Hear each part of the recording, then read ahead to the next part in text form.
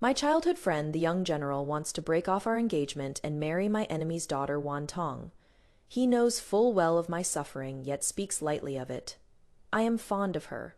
I can't deceive you, and I can't let her down. What her mother did has nothing to do with her. Even from mud can lotus flowers bloom, she is innocent. He also praised Wan Tong. Generous, lively, pretty, and charming, she suits me.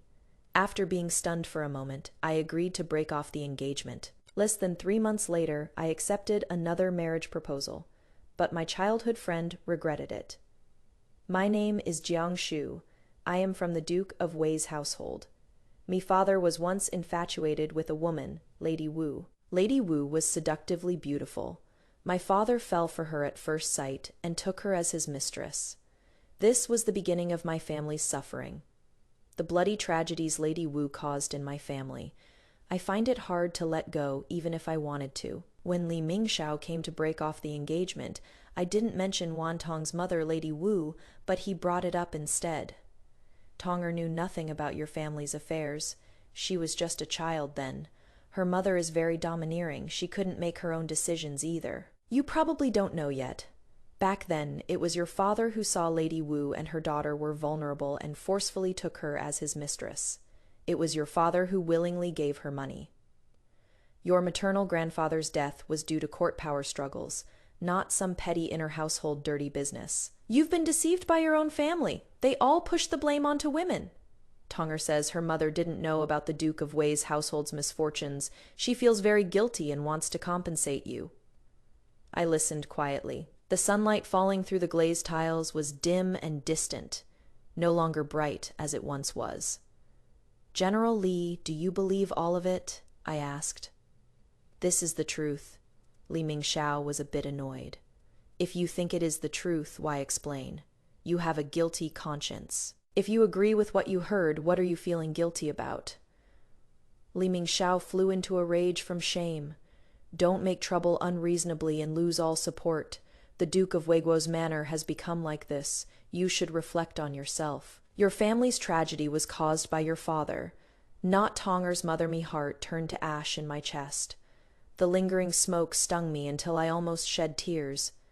But I never expected Li Mingxiao to avenge me. These years, the identity of Li Manor's fiancé gave me a protective shell, and Madame Li also treated me with utmost care, looking after me with great effort. I didn't lose out either. General Li, I agree to break off the engagement. I smiled a bit, didn't cry. The only thing that felt painful was probably that the genuine feelings I once gave were trampled in the mud, worth nothing. Genuine feelings might have been worthless from the start. Li Mingxiao's mother felt extremely guilty and gave me 2,000 taels in banknotes. That Miss Wan is truly not a good person, but I can't stop it either. Madame Li said. Madame Li was very good. However, even the best people need to consider their own interests. The Prime Minister's manor and the fallen Duke's manor were worlds apart. Wan Tong's birth wasn't good, but her mother had deep ties with the empress. The Li family getting this assistance would be of great benefit. Lady Li has taken care of my mother and me for quite some time. I owe her a lifetime of gratitude that can never be repaid. Accepting her banknotes would really be too much. I refused. That evening, I sat alone in silence thinking back on the past. Me father's concubine, Lady Wu back then, she was a widow with a young girl by her side, the same age as me. Father was completely besotted with Lady Wu. He secretly gave her our family fortune, and Lady Wu had the means to convert the money into dormant shares, transferring them into other businesses. By the time my grandmother found out, the money could no longer be recovered. She fell ill and never got up again, passing away in less than half a month. My mother brought out her dowry to help us get by. Father was remorseful and petitioned to have my younger brother Enfiaft as heir. He had originally planned to wait until my little brother turned 16 to petition. Mother became even more devoted, and most of her dowry was swindled away again, ending up in Lady Wu's pocket. Lady Wu became extremely wealthy and abandoned my father, latching onto Prime Minister Wan. She became the Prime Minister's second wife. What skill she had. Prime Minister Wan was a womanizer. After his first wife died young, She left behind 4 sons. The Prime Minister's mansion was full of beautiful maids, a complete mess, but Lady Wu cleaned it all up after entering the household. Prime Minister Wan, now over 40, settled down and favored only Lady Wu. Prime Minister Wan's 4 sons were also grateful to their stepmother for bringing them peace, accepting and respecting her. Lady Wu stepped on the Duke of Wei's mansion to become the Prime Minister's wife, and her daughter also changed her name, becoming Wan Tong, a young lady of the Prime Minister's household. My father was deeply traumatized, ranting about becoming a monk, and vanished without a trace from then on. Mother raised me and my younger brother living behind closed doors, but Lady Wu wouldn't let it go, and actually told my maternal grandfather about this. My maternal grandfather had a fiery temper. Upon hearing this, he flew into a rage and summoned my mother to question her. After learning the truth about the Grand Dowager's death and the Duke's disappearance at the Duke of Wei's manor, my maternal grandfather, suppressing his fury, wanted to file a lawsuit. He joined forces with several censors to accuse Prime Minister Wan. But it unexpectedly cleared Prime Minister Wan of the suspicion of participating in the succession struggle, deepening the emperor's trust and favor toward him. The Prime Minister's manor was at its zenith. Me maternal grandfather realized too late that he'd been deceived and used, and died vomiting blood. Mother suffered blow after blow and went mad. The year she went mad, I was only 10 years old, with the help and guidance of several close relatives, plus some connections my maternal grandfather left behind. I held up the family. Mother was kept in the back courtyard with 2 old maidservants looking after her. I hired a tutor to supervise my younger brother's studies. Me maternal uncles and aunts all cared for me deeply. There was also Lady Li, my mother's close friend from her maiden days who was widowed at the general's manor, who often looked after us. I met Li Ming Xiao. Li Ming Xiao was a son of a military family, 3 years older than me, cheerful, bold, and proud like sunlight touching the ground, bright and dazzling. He knew all my family's secrets and furiously declared outright, "I will definitely kill Lady Wu with my own hands in the future to avenge you." When I heard this, I would smile. Madame Li liked me very much and wanted me as her daughter-in-law, and Li Mingxiao, like a mud monkey, quietly turned red at the tips of his ears. And so it was settled. Me uncle invited a distant cousin of mine to write the marriage contract for me, and I became the fiancé of General Li's manor, gaining another layer of support from then on. I always remember how the Wu clan climbed to their current position by stepping on my family's bloody bones. The Wu clan was famously renowned in the capital. Even the empress was close to her, a widow who could become the prime minister's second wife and be granted a first-rank imperial mandate. What great ability she must have. Moreover, she had businesses in secret and could always get her hands on many rare antiques to please the empress. I didn't ask Li Mingxiao to avenge me, because the vines the Wu clan relied on were too thick and strong. They were beyond our reach. Survive first. As for revenge, there is plenty of time ahead. Li Mingxiao and I grew up day by day.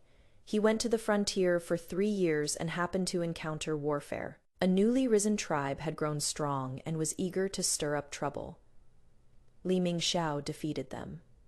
The emperor was greatly pleased and conferred upon him the title of 4th rank, pacifying the North General that year. He was only 20 years old.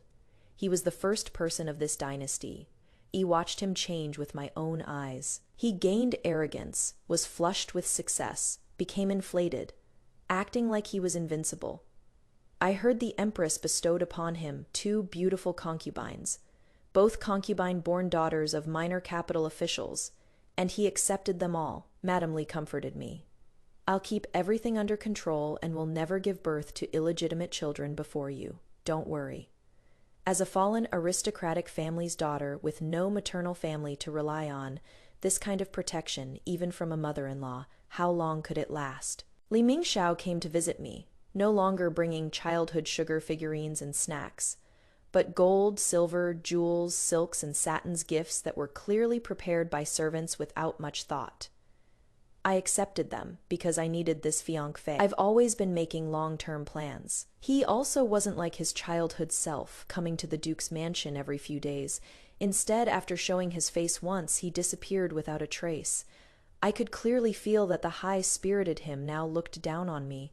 The Wei Duke's mansion was so shabby, unworthy of him. Marriage with Li Mingxiao was officially set for 6 months later. But when he came to the door to propose breaking off the engagement, I was still quite surprised. I thought that the Li Mingxiao I knew would honor his promise no matter what and marry me, even if he didn't like me anymore, just keep up appearances. But he wanted to break the contract. What shocked me even more was that his outing with Wan Tong had caused a huge uproar throughout the capital. Wan Tong was Wu Shi's daughter. Like Wu Shi, she had particularly seductive eyes that looked at everyone with tender affection, snow-white skin, red lips, a slender waist but a voluptuous figure. Bewitchingly beautiful. Li Mingxiao was entrapped by her. Was Wan Tong really pure and innocent? When father was obsessed with the Wu woman, mother pressed his servant for answers about how it all started. When his personal servant told my mother, I was there beside them, already old enough to remember. A little girl, about the same age as the eldest miss, pitifully hugged the Duke's legs, saying she was about to starve to death. She was really beautiful, like a porcelain doll of a girl. The Duke tried to leave twice, but she held onto his legs to keep him. The little girl was eloquent and persuasive. The Duke said she was 100 times smarter and more clever than the eldest miss. After going there frequently, he then stayed overnight in the Wu woman's room. The Duke didn't want to at first.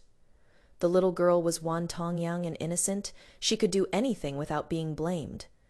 Li Mingxiao kept saying my father deserved it and Wan Tong was pitiful. A person being schemed against and fooled, bewitched into spending money, probably deserves to die 10,000 deaths. Truly deserves it. But is Wan Tong innocent? Even if she was truly innocent, she enjoyed the property that the Wu woman greedily plundered. She is the one who profited. A profiteer has the least right to call the victim deserving. I rummaged through boxes and cabinets, found a jade pendant I had treasured, and went to the Jianping Marquis Yan family. The Jianping Marquis estate was at its zenith. Marquis Yan was also a military general, with illustrious battle achievements, commanding heavy troops. Imperial consort Yan bore 3 sons, each one intelligent and sharp, deeply favored by the emperor. When the gatekeeper heard Duke of Weiguo's estate, he looked confused and didn't recognize it. So I waited 7 time periods, sat from morning until dusk. No one saw me.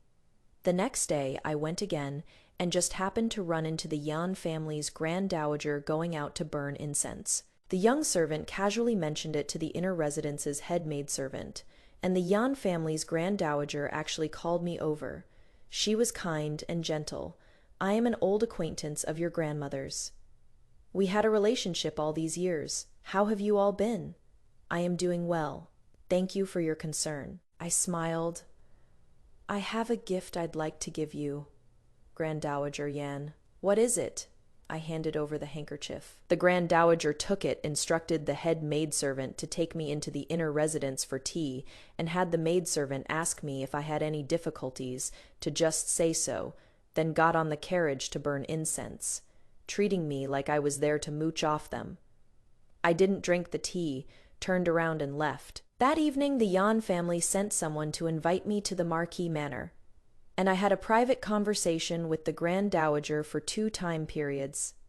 In less than 3 months, the Yan family took the initiative to arrange an engagement with me, wanting to marry me as the heir's second wife. Being a second wife indeed doesn't sound good, but the heir had no concubines and no children in his household. The Yan family status was high, and the young heir was incomparably handsome. Even legitimate princesses clamored to marry him. I became the focus of everyone's attention for a while. Li Mingxiao also learned of this matter and specially came to visit, having something to say to me. After my engagement was settled, Li Mingxiao came to visit. His expression was dark. The Yan family is such a high-status household. You'll suffer if you go in there. The empress's legitimate princess clamored to become Yan Zan's second wife, but the emperor and empress didn't agree. You've taken this position. It is thankless and offends people. The second wife of the Marquis of Jianping's heir, who would also be the eldest daughter-in-law of the clan, how could this fall to you? So many people are fighting tooth and nail for it. He looks down on me, so he thinks all noble families in the world are like this. The Yan clan at the height of their power seeking to marry a fallen woman who just had her engagement broken off. It is a move full of conspiracy. He has a bit of meager goodwill. It is just that when goodwill is hidden beneath contempt, it makes one unable to swallow. I looked at him quietly. According to what the general says, what should I do? A shu. You should become a nun. Protect yourself wisely. Withdraw from the Yan family marriage in the future. I'll make arrangements for you. Your mother's younger brother, I'll take care of them all, he said. I laughed out loud. How will you take care of them? We'll cross that bridge when we come to it, he said. Even if I broke off the engagement, I can't bear to see you fall into a pit of fire. General, isn't it? You who keeps pushing me into the pit of fire. Don't you know what a blow breaking off an engagement is to a woman yet? You did it. Don't you know that becoming a nun would ruin my good status? And in the future, I could only be an outside mistress or concubine. Yet you are doing that too. I smiled faintly. So young as I am, and without a mother's guidance, I probably seem very easy to bully in the eyes of the world. But I am not stupid managing this household since the age of 10. I've long since learned about the coldness and warmth of human relationships. Li Mingxiao was infuriated and embarrassed by my few words and left with a flick of his sleeves. After he left, I continued embroidering. I was embroidering a 10,000 miles of mountains and rivers picture to be made into a screen in the future. 10 meters long, which would take a very long time to embroider. But I had patience, embroidering bit by bit slowly. The days are still long, and I am still young. Half a year later, I got married. The dowry was generous. Everyone on the street gathered to watch, seeing my 128 pieces of dowry, discussing animatedly. The Yan family must have sent them to the Duke of Weiguo's mansion in advance, right, to give the young lady face. The Yan family is really generous. Entering the mansion for the wedding ceremony, I was sent to the bridal chamber. The groom lifted the veil, and beside my ears were the joyful congratulations of the female guests. Lively and bustling, I took the opportunity to glance at my husband. His face was white as jade, with thick hair at the temples, a high nose and thin lips, slightly prominent brow bones, and a pair of eyes that were even more profound. As I looked at him, he also looked at me. Amid the lively bustle, I heard someone say loudly, "Eunuch Han has arrived." The grand madam sitting in the bridal chamber stood up upon hearing this. My newlywed husband Yan Zan also went out to greet him. Soon, a eunuch in his 50s came in. The eunuch looked me over and said very politely, "What a beauty! The grand madam has good taste. If the imperial concubine were to see her, she would be very pleased too." He gave me a box as a reward, which contained a jade bracelet. I stood up and thanked him for the favor. The guests celebrating in the bridal chamber left, and the maid servants attended to me as I removed my makeup and changed clothes. Late at night, Yan Zan finally returned to the bridal chamber, carrying a faint scent of alcohol. "Young master." I stood up to greet him. He nodded and asked me, "You must be tired today, right?" "It is all right." The maid servants also attended to him as he changed clothes and bathed. Inside the bridal chamber, candlelight flickered, the bright red silk curtains were lowered, and it was dim inside the windows. I lay down stiffly, and Yan Zan lay down beside me. He suddenly asked me, "I heard from grandmother that you have quite a bit of business."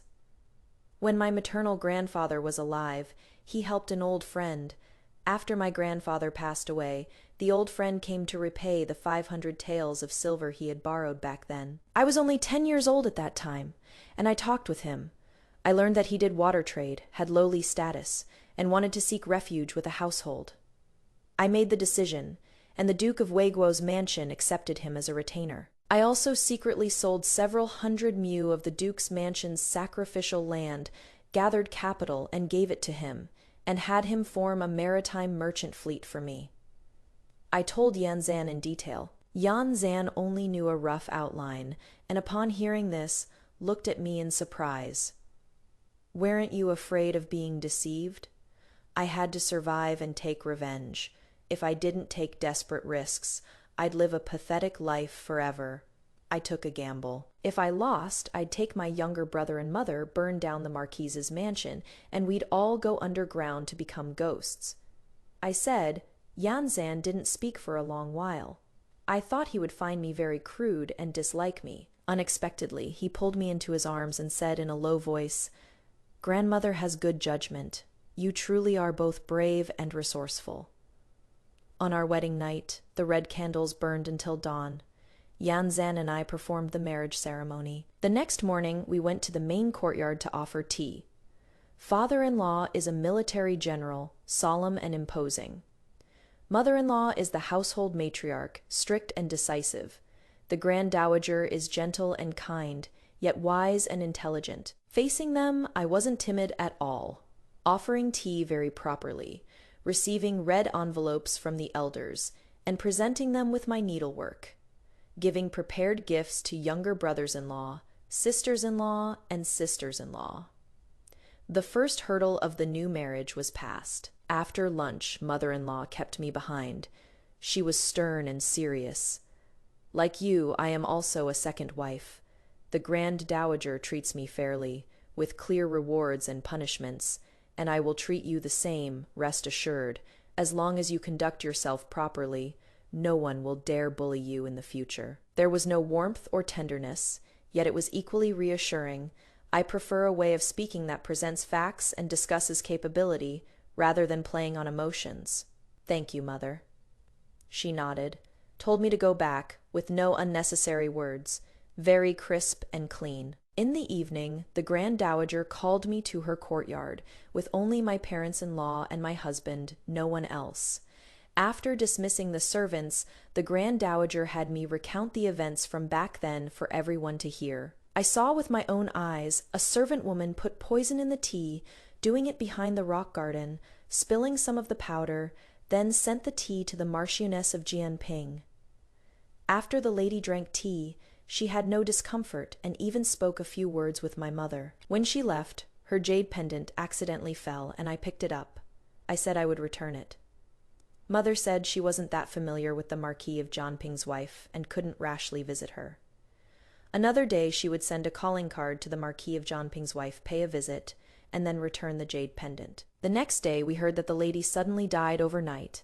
At the time it was the Chen family hosting the banquet, and everyone said it was Consort Chen's maternal family trying to deal with the Yan family. My mother couldn't afford to offend the Chen family, nor was she close to the Yan family. I was only 7 years old, young with no influence, and unable to identify that maidservant. Several years later, when my family ran into trouble, I saw Wu Shi, and only then knew she was the maidservant who poisoned back then. She did work for others, and after it was done, she became acquainted with Prime Minister Wan. Wu Shi was the woman who ruined my entire family. Her maiden name was Baoying. My words were half true, half false.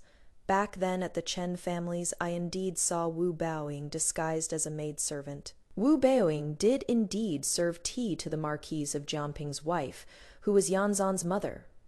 Me mother indeed spoke a few words with the Marquis of Jianping's wife, and I also picked up a jade pendant on the spot.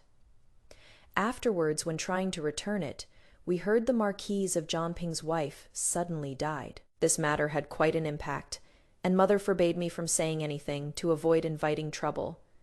The Marquis of Jianping was urgently summoned back to the capital and replaced on the battlefield, and the empress's nephew thus got military merit for nothing. Afterward, Wu Baoying married Prime Minister Wan. No matter how capable she was, she couldn't jump that high. Someone must have been helping her from behind. Seeing Wu Baoying become the Prime Minister's wife and having close ties with the Empress, I guessed that the two of them had colluded back then. After Lady Marquise of Jianping died, I had been treasuring her jade pendant. It wasn't that I thought it would come in handy someday, but since she had already passed away, I couldn't throw it away or return it, so I could only keep it safe. I never expected that this single act of kindness would come in handy when I was at my wit's end. My deduction was not wrong. Wu Baoying had indeed administered poison. After Lady Marquise of Jianping died suddenly, the Yan family hired a highly skilled coroner to examine her remains. This matter was unseemly, so no one outside knew about it. The Yan family knew about it, so the Grand Lady believed me. Sure, the Yan family's proposal to marry you isn't because of our common enemy, it is because grandmother likes you. That evening when we returned, Yan Zan said this to me. I will certainly do my utmost best and never let down grandmother and your special regard for me. I said. Yan Zan gripped my hand tightly. Me days in the Yan family went very smoothly. Yan Zan treated me well. There were no beautiful maids in his quarters, no concubines or children either. The household matters were simple, and my mother-in-law was strict and fair in her conduct.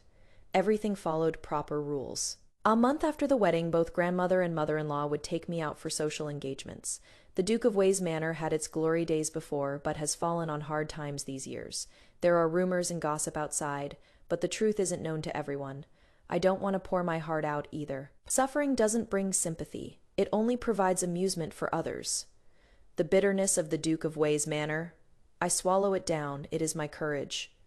I also encountered the Prime Minister's wife, Wu Baoying, at the banquet. She was dignified and wealthy, gorgeous and graceful. She had close ties with the empress. Everyone fawned over her, and she was generous too, always giving out favors, making her reputation even more prestigious. My mother-in-law was inferior to her by 3 points.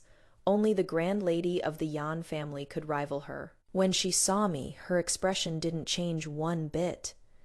The heir apparent is so blessed, marrying such a beautiful wife, truly making others envious. Lady Wu even teased me. She didn't praise my background or character, only said I was beautiful, with malicious intent to demean me. When my mother-in-law heard this, her expression was disdainful. She could also hear the frivolousness in Lady Wu's words. My appearance is crude and vulgar. You flatter me, madam, I replied. Speaking of beauty, I am not even 1/10,000th as beautiful as you and the young lady. I asked again, why don't I see the young lady? Is she waiting to be married? Lady Wu's expression changed slightly. The matter of Wan Tong stealing my fiancé had spread throughout the capital. I quickly married into the Marquis of Jianping's household, which became a tale of virtue. Many people criticized Wan Tong for her impropriety because of this. If I had completely fallen into ruin after the broken engagement, I probably would have been the stepping stone for Li Mingxiao and Wan Tong's match made in heaven. People must succeed. Unsuccessful. You are cloaked in a halo that makes everyone else pale in comparison. Lady Wu, afraid I'd mention Li Mingxiao, awkwardly changed the subject. She avoided me. Me mother-in-law was satisfied, venting her pent-up frustration. I finally got to see her at a disadvantage. She no longer called me Lady Zhang, but changed to calling me Ashu. Ashu is really quick-witted. I affectionately took her hand. Mother, don't bother with that kind of person. I have my own ways to deal with her. My mother-in-law rarely showed a bit of gentleness, lightly patting the back of my hand. At the banquet, everyone could see the harmonious relationship between mother-in-law and daughter-in-law in the Marquis of Jianping's household, and word spread quickly. The Lai family heard about it too.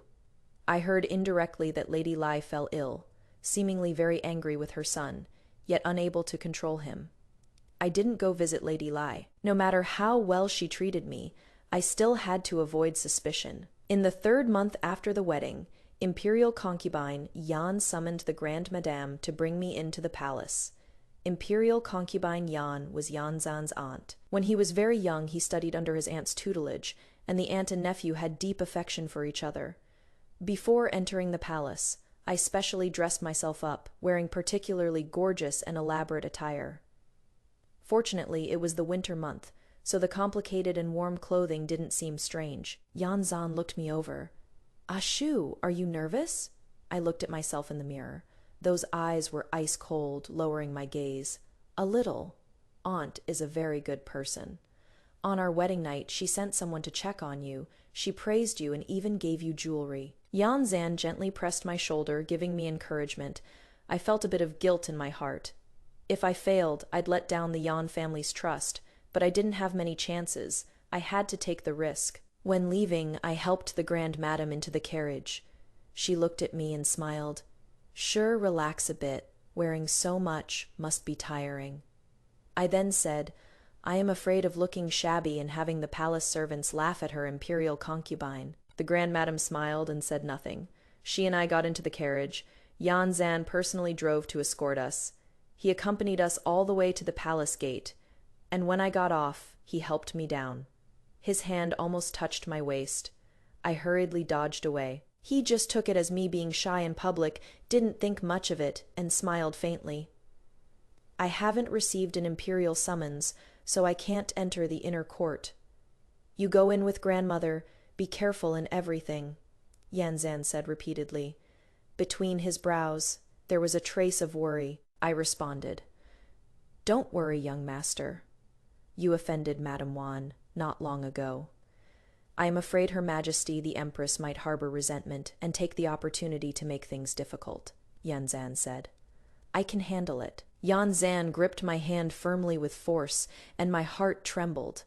In this world, there is someone who cares about me and worries about my life and death. We've only been husband and wife for 2 months. A shoe if you really can't get away, falsely claim you are pregnant. In this matter, the Yan family can have someone handle the aftermath. He leaned close to my ear and whispered, giving me a life-saving talisman. I nodded. The Grand Madam got out of the carriage later, and seeing us two talking endlessly, said to Yan Zan, No need to worry unnecessarily. Yan Zan could only say yes and stepped aside. I followed the Grand Madam through the palace gates and took a sedan chair to the imperial consort's palace. The sedan chair stopped at the palace gate, where a eunuch was already waiting. It was the gong I had seen on my wedding night. The gong was very warm and let us inside. The imperial consort sat upright in the main seat, wearing court robes with a beautiful face and deep eyes like Yan Zan's exceptionally pretty. The Grand Madam led me to kneel and bow in greeting. After the ceremony was complete, we sat down. The imperial consort also came down, took the Grand Madam's hand, and said with tears in her eyes, Mother hasn't come to see your daughter in almost half a year. The Grand Madam also had tears in her eyes, but still smiled and coaxed. You are all grown up, yet you cry at the drop of a hat like a child. You'll make your nephew's wife laugh at you. The imperial consort nodded at me, then said, Mother has good judgment. Ah, Zan's wife is indeed composed with fine bearing. I hastily said, Thank you, your ladyship the imperial consort.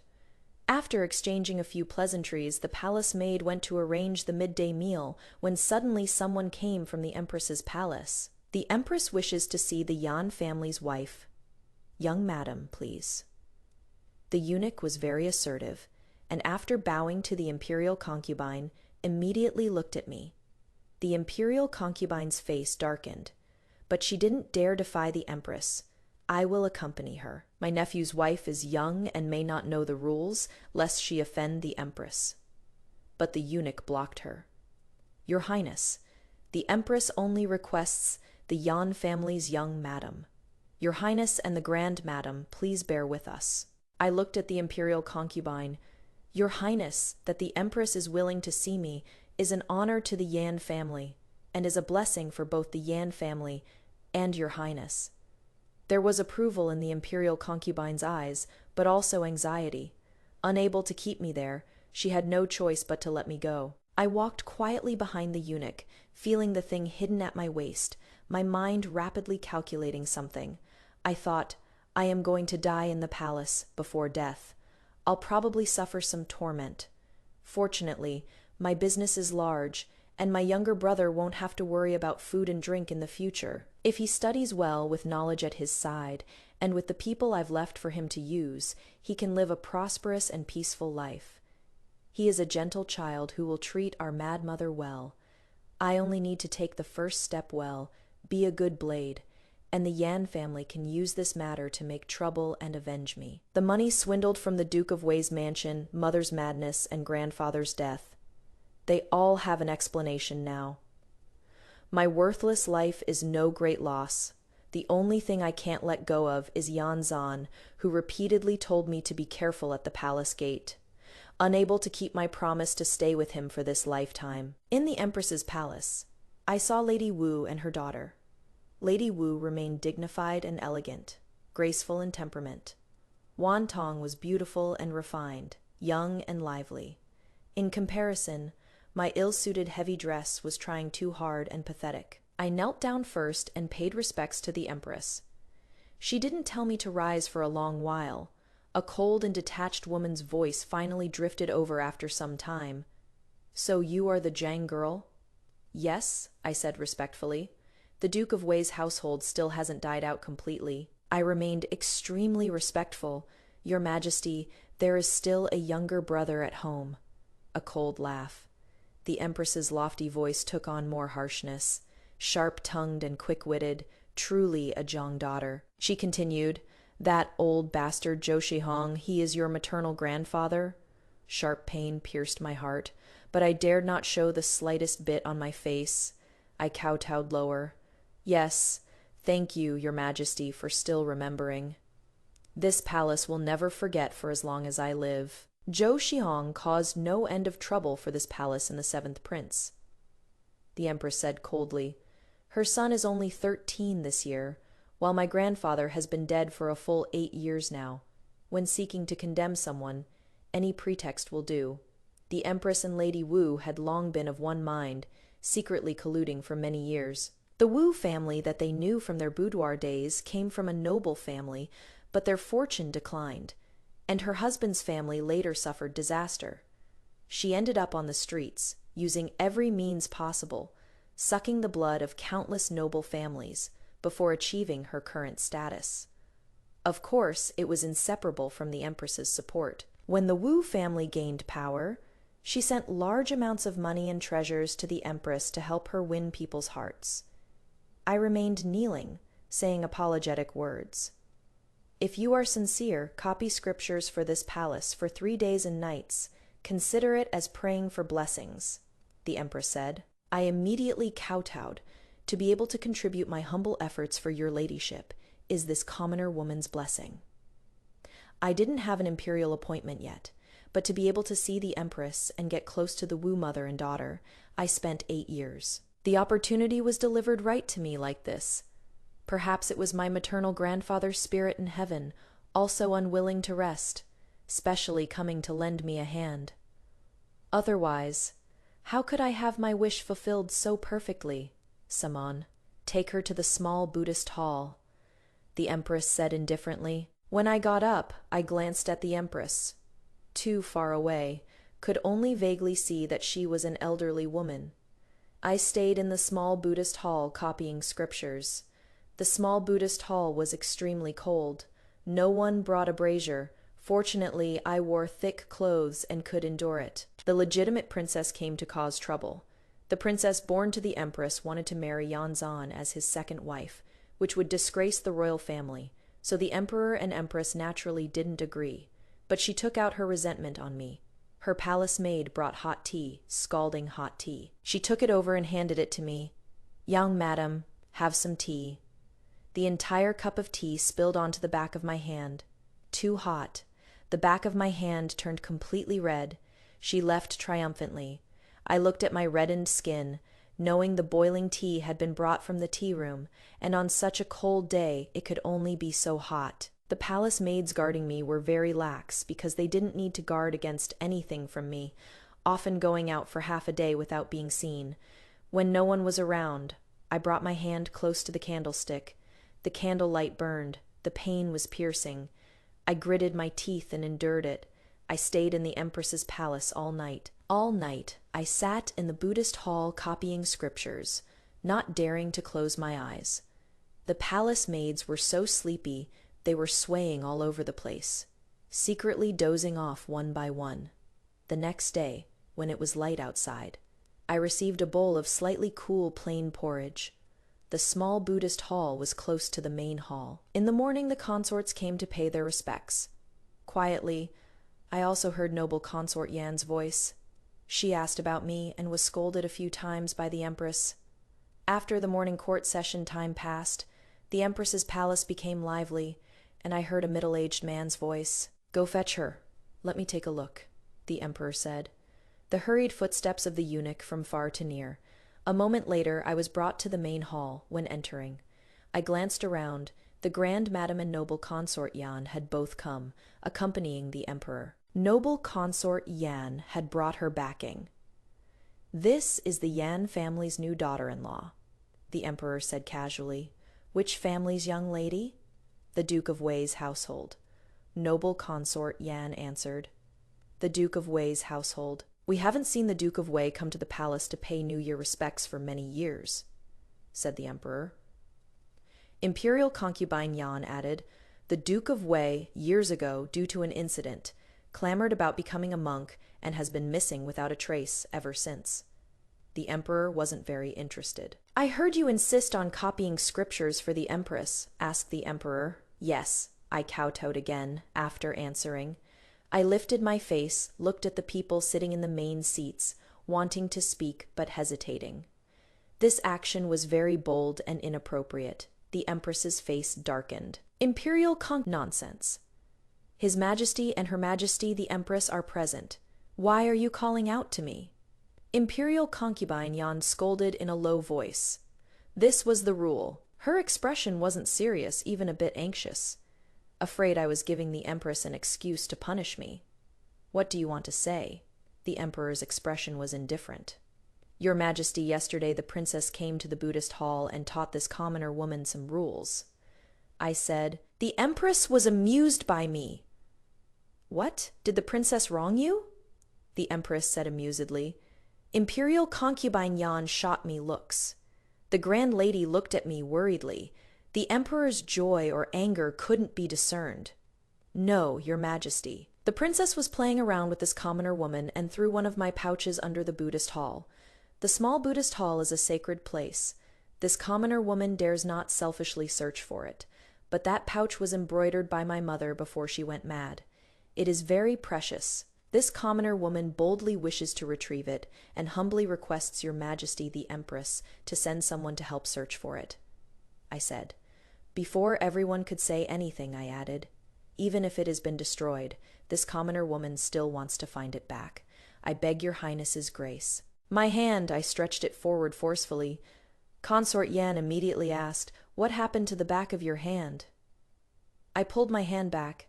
This commoner woman was too tired and accidentally got burned by the candle flame. No one is a fool. I knew both the emperor and the consort understood. The legitimate princess couldn't marry Yanzan, so she came to bully me, not only destroying my pouch but also burning my hand. If the empress's people go to find the pouch, it will never be found, even if the emperor presides over it. Consort Yan's eyes carried grief as she looked at the emperor. The empress and princess were targeting her nephew's wife just to go after her. The emperor then said, "Wan Hai, you go find the pouch. Be careful."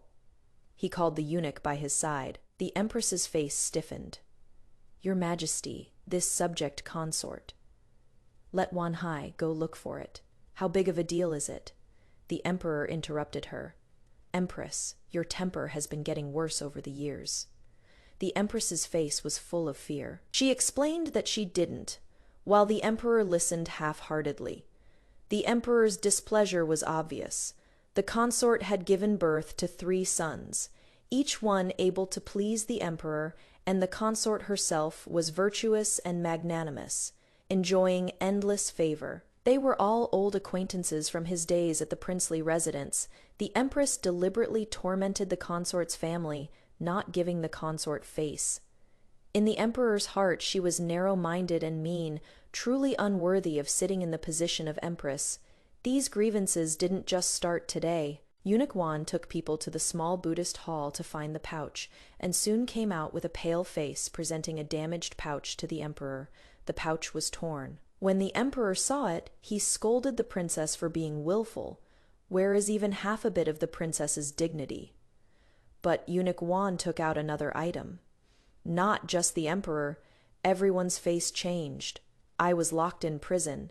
In the blink of an eye, 3 months passed. The scar on the back of my hand had long since healed. During these 3 months, I didn't suffer too much. It was much lighter than I expected.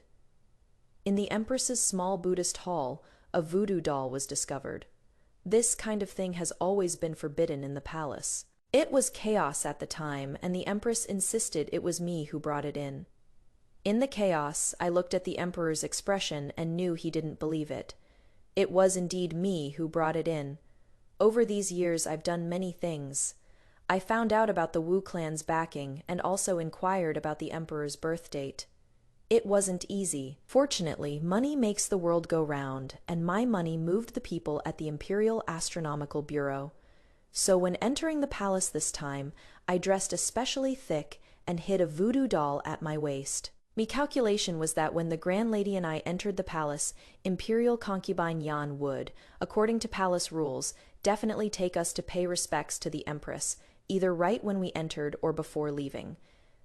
Then I could take advantage of when no one was paying attention to place the voodoo doll in the Empress's palace. In the palace, whoever gets involved with voodoo dolls is doomed, no need for solid evidence. It is more terrifying than a plague. The slightest touch means catastrophic disaster. Noble consort Yan has 3 sons. She won't suffer too badly. The Yan family has power and can get away, and can even take the opportunity to bring down the Empress. Only I might be relatively unlucky, but this matter absolutely won't fall on my head. I am just a girl from a declining noble family, young, just married, entering the palace for the first time. All this combined makes me look incredibly weak. Even if they find out I have some money in business, who would think I'd dare be this bold under imperial power? Money doesn't have much strength, power does. Never mind that the emperor is still vigorous. Even if he were old and senile, he wouldn't believe a weak woman like me would dare do such a big thing. When I was first thrown in prison, I was interrogated under torture twice. The first time, they beat me pretty hard, and I cried terribly, but said nothing. The second time, I bled. Yan Zan told me to falsely claim pregnancy to save my life, but I didn't expect that I was actually pregnant. Having a miscarriage in prison would definitely be reported. That evening, the jailer brought me medicine.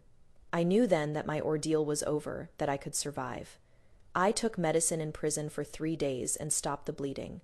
After that, there were no more interrogations. It is just that the voodoo case wasn't over yet, so I couldn't leave the cell. The Yan family, to avoid suspicion, couldn't come visit me even more. Winter was too cold. The jailer secretly slipped me a quilt at night. The Yan family didn't abandon me. They've been trying to find ways to take care of me. I stayed in the prison with peace of mind. Every day I made a mark on the ground counting the days. When I counted to the 107th day, I was released. Not guilty. I walked out of the prison, spring sunlight spilled all over me. I squinted slightly. A tall man in luxurious clothing was exchanging pleasantries with the prison warden. He didn't look at me, just ordered a servant woman to help me onto the carriage. He exchanged a few words and laughs with the warden, gave plenty of benefits, and only then got on the carriage. I felt ashamed of my appearance, moved to the side. "Young master, I have lice on me, afraid I'll infect you." He pulled me into his arms, with great force, and then there was a slight trembling. He said, "Ah, Shu, the Empress has been deposed." I quietly listened to these words, closed my eyes as if all strength had left me. Very good, my backing has fallen. Madame Wu and her daughter were also at the palace that day. They were imprisoned, too. Her title has already been stripped. Prime Minister Wan divorced his wife. Yan Zan told me again. I nodded. The Empress fell. Her maternal family fell, too. Madame Wu was also tainted with this suspicion, greatly hindering Prime Minister Wan's future. Prime Minister Wan feared getting burned, so he directly cast her off. The Yan family might cast me off, too. When I returned, I bathed and changed clothes, my hair wrapped in thick medicinal powder to remove lice. On the 3rd day, Yan Zan finally took me to meet his parents and grandmother. I thought that after being divorced, I'd be returning to the Duke of Wei's mansion. Unexpectedly, none of the elders scolded me. The Grand Madam asked me if I'd suffered in prison. My mother-in-law told me she'd prepared lots of medicinal tonics. I knelt down before them. It was truly reckless. I nearly brought disaster upon the family. I voluntarily request a divorce. My mother-in-law helped me up. Father-in-law. Back then, the Wu clan conspired with the deposed empress to poison Zan's mother to death. You avenged your late mother-in-law. You are the most filial daughter-in-law throughout all history. How could that be reckless? Mother-in-law, we all say you have both courage and cunning. You handled things so cleanly and decisively. It is truly eye-opening. I was slightly stunned. Lowering my gaze, I said, "It was too risky after all.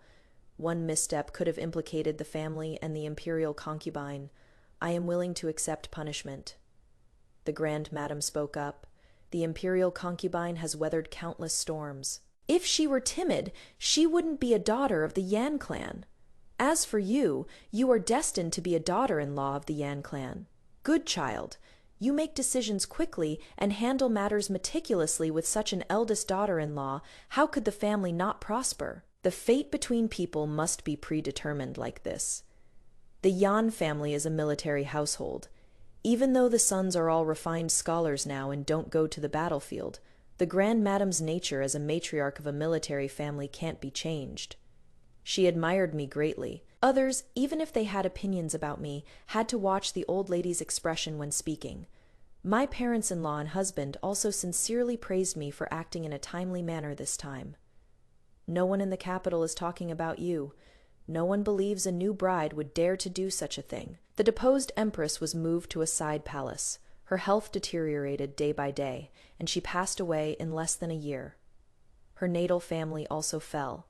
Impeached for 7 or 8 major crimes, their home was raided. Her 7th prince was also neglected by the emperor. From then on, had no chance at the position of crown prince. The Wu mother and daughter left the protection of Minister Wan and went to find new targets. She had dealings with the Marquis of Dingbei, but it was no longer a decade ago after all. Lady Wu had aged. Her honey trap could no longer be deployed. I informed the Marchioness of Dingbei in advance. The Marchioness of Dingbei insisted it was Lady Wu's daughter Wan Tong who had improper conduct with the Marquis of Dingbei, and he insisted on taking her as a concubine. Wan Tong was engaged to Li Mingxiao. Li Mingxiao raised his sword to kill her.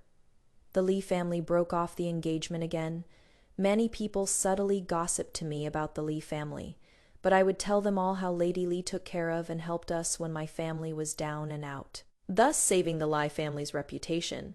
Lady Li specifically came to the Jianping Marquis Manor to thank me.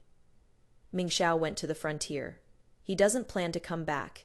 His concubines are all pregnant, staying in the manor to nurture their pregnancies. Lady Li wiped her tears. He wronged you. He is indeed heartless, but I don't blame him. With such achievements, he deserves a better girl. I said, Aunt Li, there is no one better than you. It is his foolishness. It is also my incompetence. I didn't manage him well. Later, I heard that Li Mingxiao's 2 concubines bore him a son and a daughter. He broke off 2 engagements, and with illegitimate children in the household, he probably couldn't marry a lady of equal status from now on. Lady Wu and her daughter became notorious throughout the capital. How Lady Wu swindled my family back then, causing my grandmother's death, my father's disappearance, my maternal grandfather's tragic death, and my mother's madness finally became known to outsiders. When my younger brother turned 15, the first thing he did was report Lady Wu to the authorities for murdering my father. My father didn't become a monk, but had long died tragically. Both my brother and I knew this, but he deserved it, and we didn't pity him. Only now that it was needed did we bring it up. Lady Wu was imprisoned. She suffered greatly in prison and confessed to all the blood cases on her hands, totaling 8 lives. The whole world was shocked. She was sentenced to death by slicing.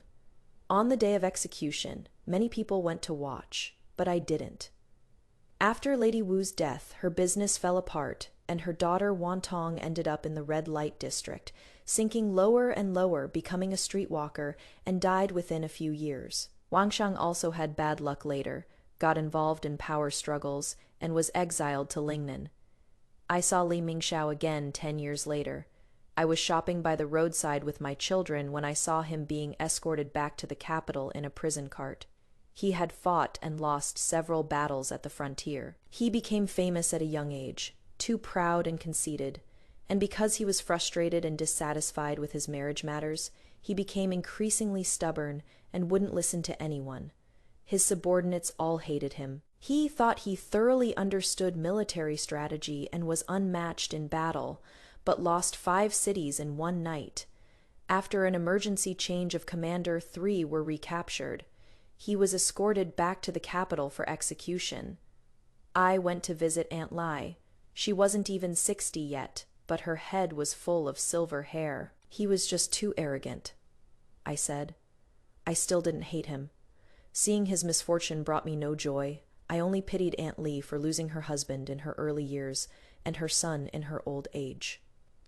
Aunt, back then when my family was in such dire straits, we endured it. Now my younger brother has inherited the title and gotten married too. Life goes on, I said to Aunt Lee. I left behind 5,000 taels in banknotes, what she gave me in relief back then. I finally repaid tenfold. Aunt Lee didn't say again how wonderful it would have been if he could have married me. She knew that even if he had married me, Li Mingxiao would still have been proud and conceited. His fate was sealed. Sis, my younger brother, rushed to the Yan household. I was combing my youngest daughter's hair. He startled me. He was both surprised and delighted. Mother asked about you, asked how old your children are now. I was slightly stunned. She is better. She has been taking medicine these past few years, and in the last 6 months she has been getting more and more lucid. I told her you've been married for many years and are now a mother of 3 children, and she was actually able to remember it. My brother said with a smile, I already have 3 children. Consort Yan is now the empress, and her eldest son has become the crown prince. The Yan family has risen to even greater heights. My mother-in-law, like the Grand Lady, no longer manages affairs, and the Yan family household is now run by me. In these 10 years, I finally finished embroidering the rivers and mountains for 10,000 miles painting, made it into a magnificent folding screen, and placed it in my bedroom. I straightened my collar. I'll go see her. I ordered the servant boy to go to the outer courtyard to fetch Yan Zan, then go to the clan school to call my 2 sons, held my little daughter, and went back to see my mother. On this day, the spring sunshine was especially warm.